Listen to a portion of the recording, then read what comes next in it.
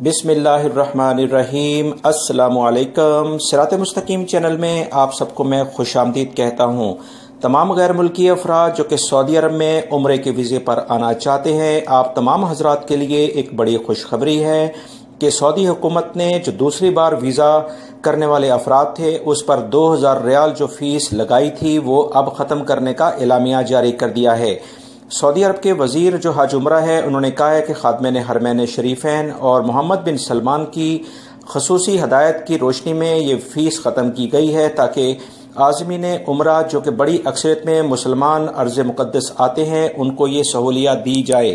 इस बारे में जो मज़ीद इतलात आई हैं कि सऊदी हुकूमत का जो असल में टारगेट है कि 2030 तक सऊदी अरब में 3 करोड़ के करीब उम्रा ज़ायरीन आ सकें और इस बारे में जो भी एक्स्ट्रा कुछ फीसिस हैं उनको ख़त्म किया जा रहा है। ये सऊदी हुकूमत का आज़मीन उम्रा के लिए और तमाम मुसलमानों के लिए आसानियाँ पैदा करने के लिए एक ज़बरदस्त इक़दाम है जिसे हम अप्रिशिएट करते हैं। लिहाजा वो तमाम आज़मीन उम्रा जो कि इस वजह से काफ़ी मुश्किलात थे, पाकिस्तान के लिहाज से कि तकरीबन 80 से 90 हज़ार ये फ़ीस में इजाफा हुआ था जिसकी वजह से काफ़ी लोग परेशान थे। अभी पिछले दिनों भी मैंने आपसे वीडियो शेयर की थी कि बहुत सारे उम्रा ज़ायरीन काफ़ी मुश्किलात में देखे गए हैं जिस पर सऊदी हुकूमत ने ये इक़दाम किया है जिसे अप्रिशिएट किया जाता है।